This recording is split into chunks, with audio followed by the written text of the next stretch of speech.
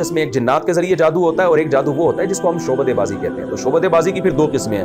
ایک وہ جو یوٹیوب پہ آپ کو ویڈیوز نظر آ رہی ہیں جس میں نظر کا دھوکہ ہوتا ہے, ہوتا کچھ بھی نہیں ہے, اور ایک شعبۃ بازی وہ ہے جس کو مسمرزم کہا جاتا ہے, دماغ کو کیپچر کر لیا جاتا ہے. تو یہ ایک جادو کی جو بڑی قسم ہے وہ ہے جنات کے ذریعے جادو. جنات کے ذریعے جادو یہ ہوتا ہے کہ دیکھیں جنات بھی کسی کو نظر نہیں آتے. جنات کیا کرتے ہیں کہ آپ جو ہے نا جنات کو قابو میں نہیں کر سکتے, جنات کسی کے قابو میں نہیں آتے, لیکن جنات میں جو برے جنات ہوتے ہیں ان کی خواہش ہوتی ہے انسان کو نقصان پہنچانا. تو بعض لوگ یہ علم, یہ کچھ ایسا تجربوں کے بعد ایک ہنر سیکھ لیتے ہیں, یا ہنر بھی اس کو ہم نہیں کہہ سکتے بلکہ یہ چیز بھی کوئی بھی کر سکتا ہے, کوئی ہنر نہیں ہے. بعض دفعہ یہ ہوتا ہے کہ آپ جو شیاطین جنات ہیں ان کو خوش کرنے کے لیے کوئی ایسا الٹا کام کرتے ہیں, انتہائی خطرناک اور انتہائی بھیانک کام, جس سے وہ شیاطین جنات خوش ہو جاتے ہیں آپ سے, اور پھر آپ ان کو ایک میسج دیتے ہیں. اس میسج دینے کے مختلف طریقے ہوتے ہیں. وہ میسج دیتے ہیں جس کے فلاں کو نقصان پہنچانا ہے یا فلاں کا جو ہے وہ برباد کرنا ہے وغیرہ وغیرہ. تو وہ پھر کیا کرتے ہیں, جنات کو جب وہ میسج دیا جاتا ہے تو وہ جنات جا کے وہ کام کر کے آ جاتے ہیں. اس کی مثال ہے جیسے بعض لوگ کیا کرتے ہیں, جو مرغی کے چوزے ہوتے ہیں ان کو زندہ دفن کر دیا مٹی کے اندر. اب یہ بڑا وحشیانہ کام ہے, اس سے شیاطین جنات خوش ہو جاتے ہیں, کیونکہ وہ جن تو اصل میں شیطان ہے, وہ تو چاہتا ہے کہ انسان کفر کا راستہ اختیار کرے. یا معصوم بچوں کی ہڈیاں نکال لی جاتی ہیں جو مردے ہوتے ہیں, یا ان بچوں کا گوشت کھایا جاتا ہے, یا گندگی میں رہا جاتا ہے. ہر وہ کام جو انسان کے کرنے کے نہیں اور انتہائی وحشیانہ. اس میں بعض لوگ بدبخت یہ بھی کرتے ہیں کہ قرآن کو الٹا لکھتے ہیں, یا معاذ اللہ نقل کفر, یہ کہتے ہوئے بھی ڈر لگتا ہے, قرآن گندگی سے لکھنا شروع کر دیتے ہیں, خون سے یا گوبر سے, معاذ اللہ, اللہ بچائے ایسے جرم سے. تو اس سے کیا ہوتا ہے کہ شیاطین جنات بہت زیادہ خوش ہو جاتے ہیں. تو پھر آپ ان کو ایک میسج دیتے ہیں. اس میسج دینے کے طریقے مختلف ہوتے ہیں. بعض دفعہ اس شخص کا پتلا بنا کے اس کا نام لکھ کے اس جو ہے وہ اس میں سوئیاں چبو دی جاتی ہیں, جس سے جنات کو یہ میسج ملتا ہے کہ اس شخص کو ہم نے اس طرح سے تکلیف دینی ہے. اب یہ تو جادوگروں کا شعبہ ہے, اس گندگی میں وہی لوگ پڑھتے ہیں. تو اس کا نتیجہ یہ نکلتا ہے کہ جنات پھر آپ کے اس میسج پر عمل کر کے اس شخص کو تکلیف دینا شروع کر دیتے ہیں. تو یہ بھی ایک طریقہ ہے. اس میں وہ تکلیف تو نظر آ رہی ہوتی ہے لیکن اس تکلیف کا سبب آپ کو نظر نہیں آ رہا ہوتا, کیونکہ جنات نظر نہیں آتے. تو اس بیس پر بھی اس عمل کو جادو کہا جاتا ہے, کیونکہ میں نے جادو کی ڈیفینیشن آپ کے سامنے یہ بیان کی کہ رزلٹ ہے لیکن اس کے اسباب نظر نہیں آ رہے. ڈاکٹر پریشان ہوتے ہیں, بندے کو کیا ہو گیا, یہ کیوں کلا بازیاں کھا رہا ہے, یہ کیوں جو ہے اس کو تکلیف کیوں ہو رہی ہے, روزانہ وہ گھل رہا ہوتا ہے. 99% تو نفسیاتی بیماریاں ہوتی ہیں, جنات نہیں ہوتے. لیکن 1% بعض دفعہ جنات بھی ہوتے ہیں جو انسان کو تنگ کر رہے ہوتے ہیں, ان جنات کو میسج دیا ہوتا ہے کسی نے. تو یہ جادو کی ایک قسم ہے. تو ہمارے نبی صلی اللہ علیہ وسلم پہ جو جادو ہوا تھا وہ یہ جنات والی قسم کا جادو تھا. آپ صلی اللہ علیہ وسلم پر جو ہے وہ کنویں کے اندر جادو کیا گیا تھا. سورہ فلق سورہ ناس کی تفسیر میں اس کو ڈیٹیل سے بیان کر چکا ہوں. تو یہ جو پہلی قسم ہے جادو کی, جس میں شعبدے بازی ہوتی ہے, جو یوٹیوب پہ ویڈیوز آ رہی ہے, ٹانگ کاٹ کے الگ کر دیا اور پھر جوڑ دیا, اس جادو سے ہر ایک کی نظر دھوکہ کھاتی ہے, چاہے عقل مند ہو یا بے وقوف ہو, کیونکہ یہ تو نظر بندی ہے نا ایک طرح کی.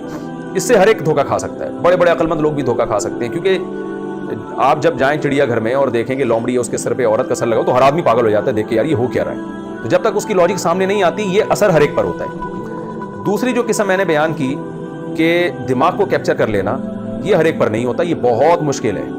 یہ انہی پر ہوتا ہے جو بے وقوف ہوتے ہیں اور انفعال, ان کے اندر قوت ارادیہ کو سے متاثر ہونے کا مادہ زیادہ ہوتا ہے. تبھی یہ عورتوں پہ زیادہ اثر ہوتا ہے اس پر. وہ لوگ جن کا مضبوط کانفیڈنس کے مالک ہوں, مضبوط قوت ارادیہ, ان کو آپ جو مرضی کروا دیں ان کو یہ اوٹ پٹانگ چیزیں نظر نہیں آئیں گی کبھی بھی. اس کی میں ایک اور واقعے سے بات سمجھا دیتا ہوں. ہم ایک دفعہ ایک گاؤں میں گئے تو وہاں ایک قبر تھی.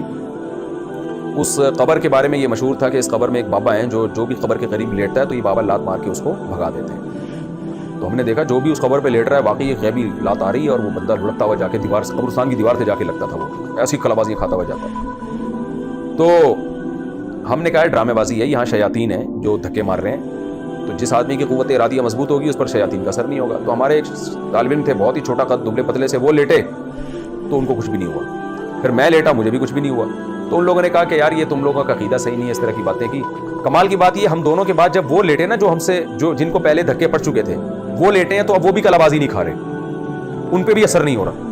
تو وہ اٹھ کے ہمیں کہنے لگے تم لوگوں نے پتہ نہیں کیا کیا, یہاں پہ بزرگ کی کرامت کی ختم کروا دی, تمہاری نحوست ہے. ہمیں گالیاں دینا شروع کر دی, انہوں نے برا بلا کہنا. ہم نے کہا یہ کوئی کرامت ورامت نہیں ہے, اصل میں یہاں شیطان ہے, شیاطین یہاں ہیں, جنات ہیں. جب جنات نے دیکھا کہ ایک شخص کی قوت ارادی مضبوط ہے تو جنات وہاں سے شارٹ ہو گئے. اب وہ تم پہ بھی اثر نہیں کر پا رہے. تو جنات کا جادو ہو یا یہ جو مسمرزم والا جادو ہو, یہ عام طور پر ان پر اثر انداز ہوتا ہے جن کی قوت ارادیہ کمزور ہوتی ہے. اس میں مسلم اور غیر مسلم کا فرق نہیں ہے.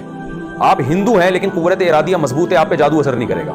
آپ مسلم ہیں لیکن عاملوں کے چکر میں پڑے ہوئے ہیں, ہر وقت جن چڑیل بھوت سے ڈر لگا ہوا ہے, تو آپ پر اثر ہو جائے گا. لوگ سمجھتے ہیں نیک آدمی پہ اثر نہیں ہوتا, اس کا نیک سے تعلق نہیں ہے. آپ تہجد گزار بھی آپ پہ جادو اثر کر جائے گا. ہاں یہاں ایک سوال پیدا ہوتا ہے کہ میں بار بار یہ کہہ رہا ہوں جن کی قوت ارادیہ مضبوط ہو ان پہ یہ اثر نہیں ہوتا جادو کا, تو ہمارے نبی صلی اللہ علیہ وسلم پہ جادو کا اثر کیوں ہو گیا؟ جنات والا جادو ہمارے نبی پر کیا گیا تھا. اور موسیٰ علیہ السلام پہ جادو کا اثر کیوں ہو گیا؟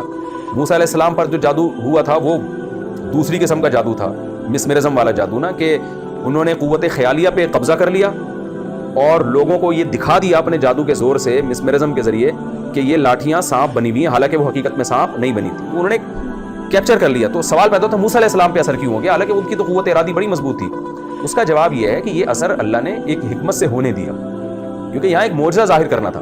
اگر موسیٰ علیہ السلام پہ خوف طاری نہ ہوتا, بالکل کانفیڈنس کے ساتھ کھڑے ہوتے, تو فرعون نے جو یہ الزام لگایا نا کہ یہ نورا کشتی ہے, اس الزام کو لوگ برحق سمجھنا شروع کر دیتے.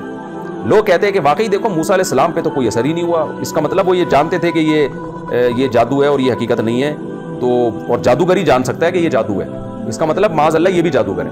تو اس لیے اللہ نے موسیٰ علیہ السلام پہ اس کا اثر کروا دیا, اور موسیٰ علیہ السلام کے دل میں بھی خوف پیدا ہوا, گھبرانے لگے کہ یہ کیا ہو رہا ہے بھائی, یہ سانپ میری طرف لوٹ رہے ہیں. تو اس حکمت سے موسیٰ علیہ السلام پر اس جادو کا اثر ہوا ہے. تو اسی طرح ہمارے پیغمبر صلی اللہ علیہ وسلم پر بھی یہودی الزام لگاتے تھے کہ آپ جادوگر ہیں, تو اللہ نے آپ پہ جادو کا اثر ہونے دے دیا تاکہ لوگوں کو یقین آ جائے کہ آپ جادوگر نہیں ہیں.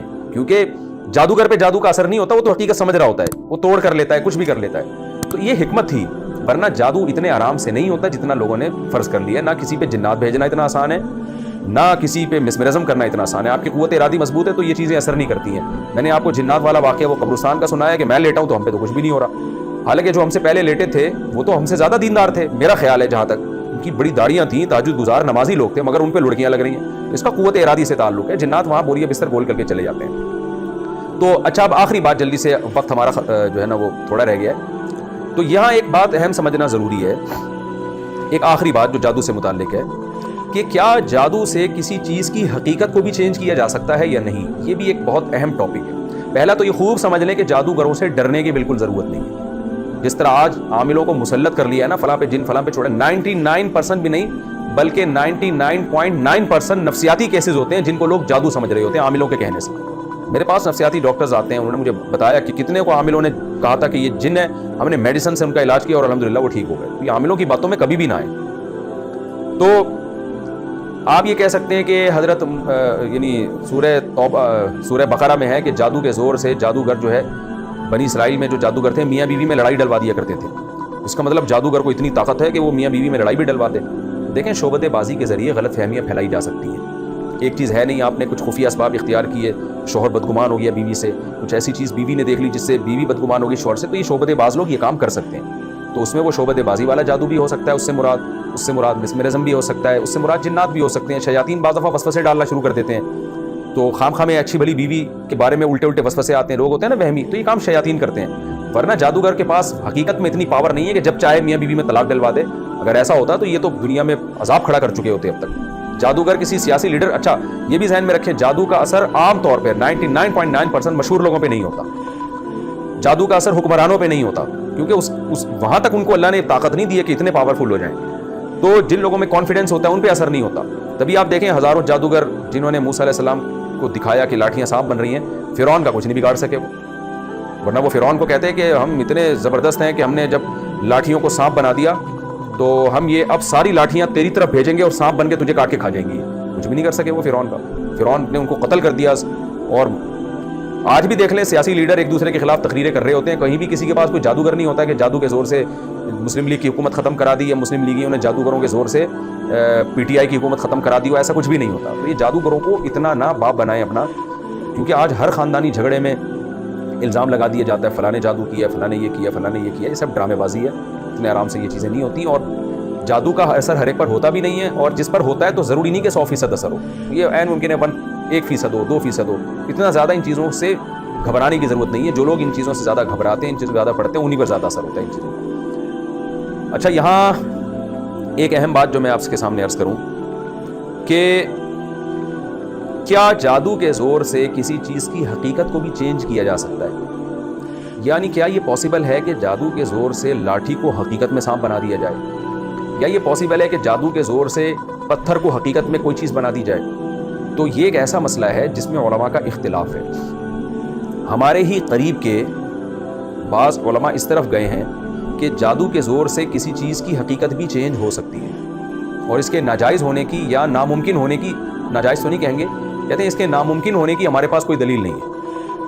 اور ان میں مولانا اشرف علی تھانوی رحمۃ اللہ علیہ جو ماضی قریب کے علماء میں سے ہیں، ان کی رائے یہی ہے کہ یہ ممکن ہے کہ جادو کے زور سے کوئی جادوگر کیا کرے، ایک چیز کی حقیقت ہی کو چینج کر دے۔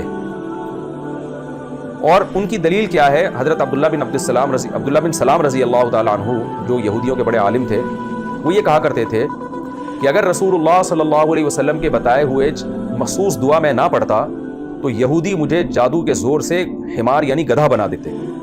اس حدیث سے بعض علماء نے استدلال کیا ہے کہ بھئی اس سے پتہ چلتا ہے کہ بعض دفعہ جادو اتنا پاورفل ہوتا ہے کہ انسان کو وہ جانور بھی بنا سکتا ہے۔ لیکن دوسری طرف دوسرے علماء ہیں جیسے امام ابو بکر الجساس رحمہ اللہ تعالیٰ، بہت بڑے مفسر قرآن گزرے ہیں وہ، ان علماء کی رائے یہ ہے کہ یہ ممکن نہیں ہے کہ جادو کے زور سے کوئی چیز حقیقت میں ہی چینج ہو جائے، اور ان کے بھی مضبوط دلائل ہیں۔ ان کی دلیل قرآن مجید کی یہ آیت ہے۔ وہ کہتے ہیں قرآن یہ کہہ رہا ہے کہ جادوگروں نے جب رسیاں پھینکی ہیں اور وہ سانپ بن کے دوڑنے لگی ہیں، سحروا اعین الناس، انہوں نے جادو کیا، اور کیسا؟ وجاؤ بسحر عظیم، بہت بڑا جادو لے کر آئے۔ تو اس بہت بڑے جادو کے بارے میں بھی قرآن کہہ رہا ہے یخیل الیہ من سحرہم، لوگوں کو ایسا لگا کہ یہ رسیاں سانپ ہیں، حقیقت میں سانپ نہیں تھی۔ تو کہہ رہے ہیں اتنا بڑا جادو بھی رسیوں کو حقیقت میں سانپ نہیں بنا سکا، تو اور کون بڑا جادوگر ہے جو آئے اور کہے کہ میں حقیقت میں یہ کر سکتا ہوں، میں انسان کو گدھا بنا سکتا ہوں؟ اتنے بڑے جادو کے بارے میں قرآن کہہ رہے صرف خیالی پلاؤ تھی، حقیقت میں کچھ نہیں تھا۔ اس کا جواب جو دوسرے علماء ہیں نا، جو کہتے ہیں کہ نہیں حقیقت بھی چینج ہو سکتی ہے، وہ یہ کہتے ہیں کہ بھئی قرآن نے یہ کہا ہے کہ یہ بہت بڑا جادو تھا، یہ تو نہیں کہا کہ دنیا کا سب سے بڑا جادو تھا، تو عین ممکن ہے اس سے بھی بڑا جادو ہو جو حقیقت میں بنا دے۔ لیکن میرا جو اس بارے میں موقف ہے وہ یہی موقف ہے کہ اگر ہم قرآن و سنت کو اور مشاہدے کو دیکھتے ہیں تو ہمیں یہ بات واضح معلوم ہو جاتی ہے کہ جادو کے زور سے چیزیں حقیقت میں چینج نہیں ہو سکتی۔ دیکھیں حضرت مولانا اشرف علی تھانوی رحمۃ اللہ علیہ کی جو رائے تھی نا، اس رائے کی بیس تھی یہ عبداللہ بن سلام رضی اللہ تعالیٰ عنہ والا واقعہ، کہ وہ یہ کہتے تھے کہ مجھے یہودی گدھا بنا دیتے۔ تو ہماری رائے یہ ہے کہ یہاں حقیقت میں گدھا نہیں بنا دیتے، بلکہ یہ بھی ممکن ہے کہ ایسا بنا دیتے دیکھنے میں انسان گدھا لگنے لگتا، جیسے جادوگروں نے رسیوں کو سانپ بنا دیا، کیا مطلب دیکھنے میں وہ سانپ لگ رہی ہیں۔ تو یہاں یہ تعویل ممکن ہے، اس لیے کہ اگر ہم یہ تعویل نہیں کرتے تو اس پہ بڑے بڑے اشکالات ہوتے ہیں۔ بڑے بڑے اشکالات یہ ہوتے ہیں کہ آج تک کوئی ایسا واقعہ ٹھوس ثبوت کے ساتھ ہمارے سامنے موجود نہیں ہے جس میں ہم یہ کہہ سکیں کہ کسی جادوگر نے حقیقت میں کسی چیز کو چینج کر دیا ہے۔ مولانا اشرف علی تھانوی رحمۃ اللہ علیہ اس کا جواب یہ دیتے ہیں کہ بھئی پوری دنیا کس نے گھوم کے دیکھا ہے، لیکن آج کے دور میں سوال یہ ہوتا ہے کہ آج الیکٹرانک میڈیا نے دنیا کو ایک گاؤں کی طرح بنا دی ہے، ایک چھوٹی سی کالونی کی طرح بنا دی ہے۔ دنیا میں کہیں اگر ایسا ہو رہا ہوتا کہ جادو کے زور سے ایک جادوگر ایک چیز کی ماہیت کو چینج کر رہا ہوتا تو ہمارے سامنے تو آتا نا، پوری دنیا الیکٹرانک، کوئی ایک تو یوٹیوب پہ ویڈیو آتی ہے اور پتہ چلتا کہ یہ دیکھو حقیقت میں کر کے دکھا رہی ہے، تو یہ عقلاً ممکن معلوم نہیں ہوتا۔ اور قرآن اگرچہ یہ کہہ رہا ہے کہ یہ بڑا جادوگر تھا، قرآن یہ نہیں کہہ رہا کہ سب سے بڑا جادوگر تھا، لیکن اتنا تو پتہ چل گیا کہ جس جادو کو قرآن کہہ رہا ہے بہت بڑا جادو تھا، اور موسیٰ علیہ السلام کے مقابلے میں وہ جادو لایا گیا، اور اس دور میں جادو اپنے عروج پر تھا، تبھی تو حضرت موسیٰ کو ایسے معجزے دیے گئے جو جادوگروں کی سمجھ میں آئے۔ اس دور میں بھی کوئی ایسا جادو نہیں کر سکا کہ حقیقت میں لاٹھی کو سانپ بنا دے۔ آج کون یہ دعویٰ کر سکتا ہے کہ میں حقیقت میں ایک چیز کو چینج کر سکتا ہوں؟ اس لیے ہماری رائے میں امام ابو بکر جساس رحمہ اللہ تعالیٰ کی رائے زیادہ قوی ہے کہ یہ صرف نظر کا دھوکہ ہوتا ہے، حقیقت میں چیز جادوگر چینج نہیں کر سکتا۔ اور ویسے بھی ایک بات ہے کہ اگر جادوگر حقیقت میں چینج کر دیتا تو جادو اور معجزے میں فرق کرنا بڑا مشکل کام ہو جائے گا پھر۔ اگرچہ علماء نے اس کا بھی جواب دیا ہے، بعض علماء نے وہ کہتے ہیں کہ بھئی ان کے حالات زندگی سے فرق ہوتا ہے، کہ جادوگر ننگ دھڑنگ ہوتے ہیں، ان کی زندگی چور اچکے کی طرح ہوتی ہے، جھوٹ بولتے ہیں وہ، اور پیغمبروں کی زندگی سادہ ہوتی ہے۔ تو اس سے پتہ چلتا ہے کہ پیغمبر جو کام کریں گے وہ جادو نہیں ہوگا، وہ معجزہ ہوگا، اور جادوگر جو کریں گے وہ جادو ہوگا۔ لیکن یہ دلیل ذرا کمزور معلوم ہوتی ہے، کیونکہ یہاں جو موسیٰ علیہ السلام کا جب جادوگروں سے مقابلہ ہو رہا ہے تو سیرت بحث نہیں ہو رہی ہے، عمل کو دیکھا جا رہا ہے۔ جادوگروں نے دیکھا کہ یہ لاٹھی حقیقت میں سانپ بن گئی، فوراً سجدے میں گر گئے۔ یہ سجدے میں گرنا اس کی علامت تھا، وہ مانتے تھے، جانتے تھے کہ جادو کے زور سے لاٹھی کو حقیقت میں سانپ بنانا امپاسبل، یہ ناممکن ہے، تبھی تو فوراً ایمان لے آئے وہ۔ ورنہ وہ غور کرتے کہ بھائی ہم نے تو جادو کیا ہے، ہم نے تو نظر کا دھوکہ دیا ہے، اور معاذ اللہ موسیٰ نے جو جادو کیا ہے وہ اس سے بھی بڑا جادو ہے، اس نے حقیقت میں لاٹھی کو سانپ بنا دیا۔ جادوگر اس قسم کی کوئی ڈسکشن نہیں کر رہے، بلکہ جادوگروں نے جب دیکھا کہ لاٹھی حقیقت میں سانپ بنی ہے फौरन सजदे में गिर गए और कहने लगे ये अल्लाह के पैगंबर हैं, ये जादूगर नहीं हो सकते। ये कुरान का ये पूरा सियाक़ो सबाक बता रहा है कि जादू और मोजज़े में फ़र्क ही यही है कि जादू में नज़र का धोखा होता है और मोजज़े में एक चीज़ हकीकत में चेंज हो रही होती है। अगर कोई जादूगर चांद को इशारा करे और 2 टुकड़े हो जाए तो कतन चांद 2 टुकड़े नहीं हुआ, आपकी नज़र को धोखा हो रहा है। लेकिन पैगंबर सल्लल्लाहु अलैहि वसल्लम ने जब चांद को इशारा किया और 2 टुकड़े हो गए तो नज़र को धोखा नहीं है, ये हकीकत में चांद के 2 टुकड़े हैं। और आज भी साइंस इस बात का एतराफ़ करती है कि चांद दरमियान में उसके जो है वो एक निशान है जुड़ने का, तो हकीकत में चांद के 2 टुकड़े हुए थे। इसी तरह मूसा अलैहिस्सलाम अगर लाठी को ज़मीन पे फेंक रहे हैं और सांप बन रही है तो हकीकत में सांप बन रही है, तो नज़र का धोखा नहीं है। तो हमारी राय इस बारे में यही है कि जादू के ज़ोर से एक चीज़ नज़र को धोखा तो दिया जा सकता है, हकीकत में चीज़ें चेंज नहीं होती और मोजज़े में चीज़ हकीकत में चेंज हो जाती है। इसी से मोजज़े और जादू का फ़र्क मालूम होता है। तो आज के इस रुकू में मैंने कम्प्लीटली आपको जादू की किस्में बताई। जादू की बेसिकली 2 किस्में, एक किस्म ये होती है कि दिमाग को कैप्चर किया जाता है या शोबदेबाजी होती है, नज़र का धोखा होता है। दूसरी किस्म जिन्नात के ज़रिए, और इनका ये नज़र को धोखा या मिसमेरिज्म जो है बाज़ दफ़ा कुरान पढ़वा के भी कर दिया जाता है ये। और जिन्नात के ज़रिए जादू होता है, उसका इलाज है आयतल कुर्सी पढ़ें, सूरह फलक सूरह नास पढ़ें। और दूसरी बात ये भी कि जादू का असर हर एक पर नहीं होता और इतने जादूगरों के इख्तियारात नहीं है जितने लोगों ने समझ नहीं है। और तीसरी बात ये कि जादू में चीज़ हकीकत में चेंज नहीं होती, सिर्फ ज़ाहिरी तौर पर नज़र